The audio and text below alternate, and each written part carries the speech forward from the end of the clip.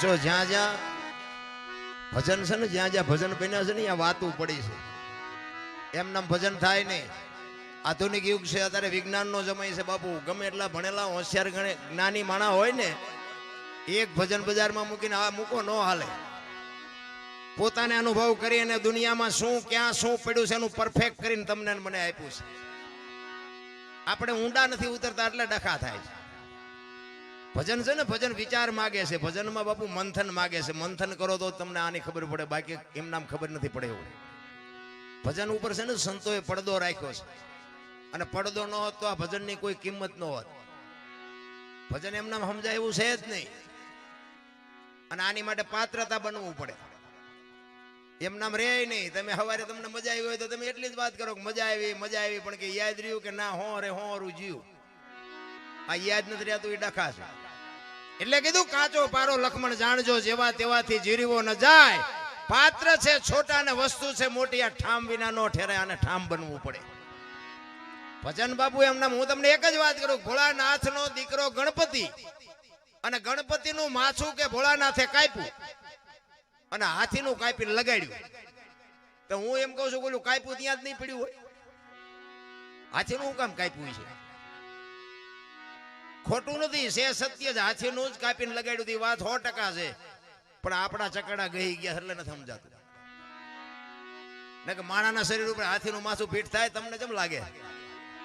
પણ સેહત આની માટે સદગુરુની જરૂર પડે. એમ નામ જો સમજાતું હોત તો તમે અમને બોલાવો નહીં. હા, એક વાણી કહે છે ને, રામ કિસી કો મારે નહીં એસો પાપી નહીં હે રામ, આપે આપ મર જાત હે ને કરતે કુડે કામ. તા રાવણ ને વાલી ને આ બધાને કુને કુડી નાખ્યા હતા. રામાયણ કહે છે રામે માર્યા છે. તો સંતો કહે છે રામ નથી મારતો, ને વાતે સાચી છે, આ વાત સાચી છે ને આ વાતે સાચી છે, પણ આપણને નથી સમજાતું. एक राम दशरथ का बेटा, एक राम सबका घट में बैठा, एक राम सकल पदार्थ, एक राम सबसे न्यारा. बापू समझवानी वस्तु છે ને, સદગુરુ સિવાય ભાન ન થઈ શકે. અને આ રામદેવજી મહારાજ બાપુ છે ને, અત્યારે એક રામદેવજી ને એક હનુમાન અને એક મેલડી બાપુ હવે નાળિયેર માનો ને બપોર ભડાકો બોલાવે. બોલો, એવા જીવતા જાગતા બાપુ જો અત્યારે કોઈ દેવ હોય ને તો અત્યારે મને તો આ 3 દેવ દેખાય છે. રામદેવજી મહારાજ આ વાણી મેં કીધું ને કે હરભુજી ને હૈયે હરખ અપાર, ઘોડલા ચરંતા દીઠ્યા રામા પીર ને. આ ક્યારે બનેલું એની તમને થોડીક વાત કરું. હરભુજી રામદેવજી મહારાજના માસીએ ભાઈ થાય, અને રામદેવજી બાપાને એમને મળવાનું વચન આપેલું કે હું તમને મળ્યા સિવાય જઈશ નહીં, અને કુદરતને કરવું ને મળાણું નહીં, અને આ જવાનો સમય થઈ ગયો. એટલે રામદેવજીએ વિચાર કર્યો કે મારે આને મળવાનું રહી જાય છે, મારે જવાનો સમય થઈ ગયો છે. એટલે એમને એમની યુક્તિ રચી અને એમના કુટુંબને ભેળું કર્યું. એ કે આમને હું જરાક જાણ કરી દઉં કે આ પાછળથી કાંઈ કરે નહીં. એટલે રામદેવજીએ પોતાના કુટુંબને ભેગા કરી અને વાત કરે છે કે ભાઈ મારો હવે સમય પૂરો થઈ ગયો છે ને મારી બધી તૈયારી કરો, પણ હું તમને એક ભલામણ કરું છું કે મારો દેહ જ્યારે શાંત થઈ જાય ને મારી સમાધિ થઈ ગયો પછી દુનિયા તમને ગમે એ કે, પણ સમાધિની એબ ખોલવાની તમે વાત ન કરતા. કોઈ પણ તમને દુનિયા ગમે એ ભરમાવે, પણ મારી સમાધિને તમે હલાવવાની કોઈ કોશિશ ન કરતા. એટલે બધા કુટુંબના કે કાંઈ વાંધો નહીં. હવે આ સમય પ્રમાણે રામદેવજી બાપુ સમાધિ થઈ ગયા. હવે આ વાત ઉડતી ઉડતી એમના માસીના દીકરા ભાઈ હરભુજીને કાને પડી, અને હરભુજી આ વાતને માનતા નથી કે નહીં કોઈ દી બને જ નહીં. રામદેવજી મને વચન આપીને ગયો છે ને, એ તો સિદ્ધ પુરુષ છે, એ બોલેલું બીજું બોલે જ નહીં. મને કીધું છે હું તને મળ્યા સિવાય જઈશ નહીં, હું માનતો જ નથી, બને જ નહીં કોઈ દી. અરે કોકે કીધું પણ અમે ન્યા હતા, અમે મુઠ્ઠી માટી નાખી કે વાત બધી બરોબર, પણ હું એમ હા ન પાડું. હું ન્યા જાઉં અને ત્યાં મને પાકું થાય ને પછી હું તમારી વાત આ પાડું, બાકી હું એમ હા ન પાડું. એ વાત ખોટી, કારણ કે રામદેવજીને હું ઓળખું છું. અને આ બહુ જયારે માણસો કહેવા મંડાણા ને એટલે પછી હરભુજી ત્યાંથી ઘોડા ઉપર ચડી અને રણુજા આવવા માટે નીકળે છે. અને રણુજાના સીમાડે બાપુ રામદેવજી બાપા ના ઘોડા ચરે છે ને રામદેવજી બેઠા છે. અહીંયા બાપુ હરભુજી આ વાણી કરી કે હરભુજીને હૈયે હરખ અપાર, ઘોડલા ચરંતા દીઠ્યા રામા પીરના. એમ નામ બાપુ જો ભજન બનતા હોત ને તો અત્યારે બુદ્ધિ તો આખા ખટારા ભરા એટલી બતાવી છે. એમ નો આવડે. અહીંયા બે જણા હરભુજીને એમ થયું કે દુનિયા કેવી ગાંડી છે. આ રામદેવજી આ બેઠા છે, મારા બેટા કે ખોટી આવી બધી વાતો કરે. રામદેવજી સમાધિ લઈ ગઈ, સમાધિ. આ રામદેવજી તો આ રહ્યા. એ ઘોડેથી ઉતરી અને બે ભાઈ બાપુ પહાડ ભેટે ને એમ બે ભેટ્યા. અને હરભુજી કહે છે કે મેં તો આવી વાત સાંભળી. એટલે રામદેવજી વાતનો ગોળો ટોળો કરી નાખ્યો. ભાઈ આ તો જગત છે, ગમે બોલે શાંતિથી બેસને. આપણે ઘણા ટાઈમથી ભેગા નથી થયા. કહુંબો બનાય આપણે કહુંબો પીએ. એ બે જણા કહુંબો પીધો અને પછી રામદેવજી કહે છે હવે તમે ગામમાં જવું હોય તો જાઓ, મારે અત્યારે નથી આવવું. એ રતન કટોરો, ગેડીઓ, અમલની ડાબલી ને બધું જે કઈ સમાધિમાં મૂક્યું હતું ને, કારણ કે આ રામદેવજી બાપાની યુક્તિ હતી બધી. અમે ભક્તિ કરતા હોય અમારી પ્રજા તો મારો નાસ્ત્રાજ વ્યવહિત કરે ને કે આ બીજા કરી જાય ને અમારી રહી જાય. આ રામદેવજી બાપાનો આવડો મોટો ઇતિહાસ છે. આખ્યાન તો તમે બધા જોતા હશો. આખ્યાનમાં બાપુ રામદેવજી બાપાના પરચા હશે, બધા બતાવે. અજમલ રાજાજી બધું સારું કામ કર્યું, બાળીનાથ બાપુએ બધું સારું કામ કર્યું. પણ એ આખ્યાનમાં બાપુ નેતલદેવનો ઇતિહાસ કેટલો છે? મારા ધારવા પ્રમાણે કઈ લાંબુ માઇલ પણ નેતલદેવનું કઈ છે નહીં. હવે રામદેવજીનું અડધું અંગ બાપુ ડાલીબાઈ કરી ગયા, નેતલદે રહી ગયા. અને આ બાપુ આપણું કાલ હવારની વાત પીપળી સવારામ બાપા ધર્મનો વાવટો ફરકે, કોક દી આંટો મારજો ખબર પડે. જમનામાં રહી ગયા ને જબુમાં કરી ગયા બાપુ. આપણા રહી જાય.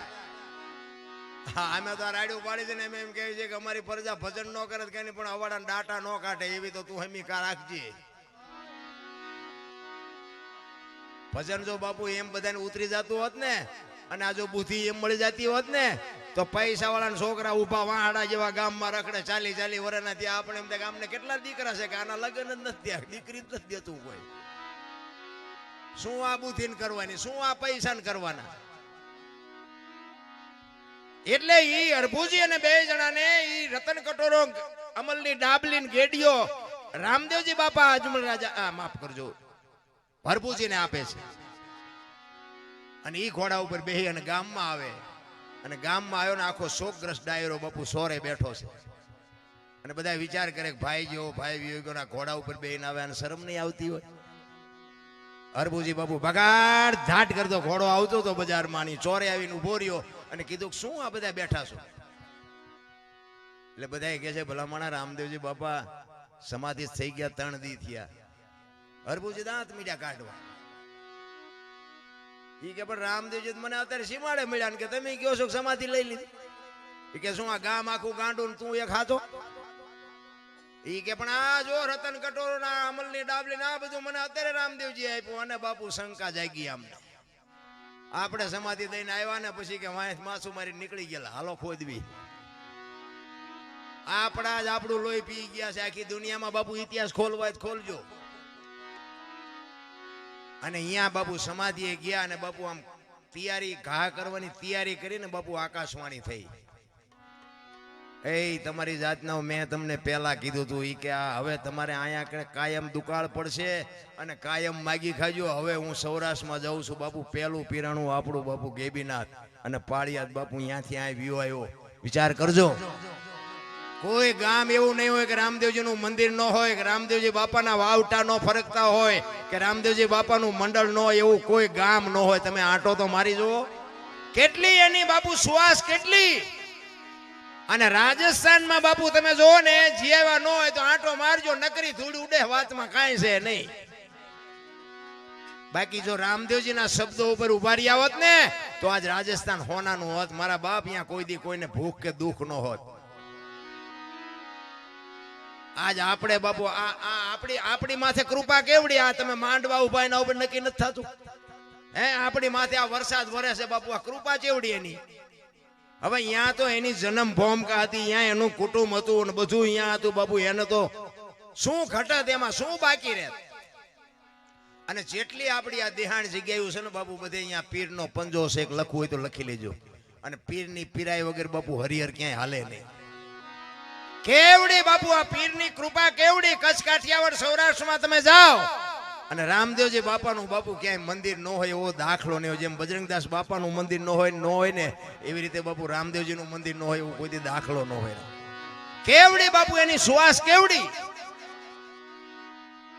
અને આ આકાશવાણી થયા પછી હરભુજીને બાપુ પછી ખબર પડી હો, અરે તારી ભલી થાય તારી. રામદેવજી તું ખરેખર વ્યાઈ ગયા તા તો મને વચન પાળવા, વચન દેવા, વચન નિભાવવા માટે મને મળ્યો હતો. અને પછી બાપુ હરભુજી રોયો હો બાપ. અરે રોવામાં બાપ, અરે મારા બાપ હું તને ઓળખી ન શક્યો, હું તારા પગ ન ચાલી શક્યો, મારા બાપ તે મને અંધારામાં રાખ્યો. પછી રોતો રોતો કહે છે કે હવે મારે તને મળવું હોય તો કે હવે સમય વિયો ગયો ભાઈ. એટલા માટે આજના સંતોય કહે છે કે તમે રામદેવજી મહારાજનો પાઠ કરો, ચોખા ઘીની જ્યોત કરો, ગુગળનો ધૂપ કરો, થોડી ધજા કરો અને 5 મારા નામના ગાણા ગૌરવજો. હું કોઈ પણ સ્વરૂપે હાજરી આપીશ, બાકી જ્યોત ઉપર ભરોસો રાખજો, બાકી હવે હું તમને ભેગો નહીં થાઉં. આ રામદેવજી બાપાનું પ્રમાણ છે. તમને ભરોસો હોય કે ન હોય, બાકી અમને ભરોસો છે કે આમાં ક્યાંક બેઠો હોય 100%. અને અમે આ એને જ સંભળાવીશું, તમને કઈ સંભળાવતા નથી. હા, અમે તો એમ કહે છે કે અમે આખી રાત રાડ્યું સાંભળે, રાડ્યું પડી એકાદી અમારી રાડ સાંભળજે, બાકી અમારે તમને કઈ વેરાગ નથી લગાડવાનો. આ તો ગંગા હાલી જાય, પીવો ન પીવો તમારી મોજ, બાકી અમારે કોઈની પાસેથી કઈ લેવું નથી. પણ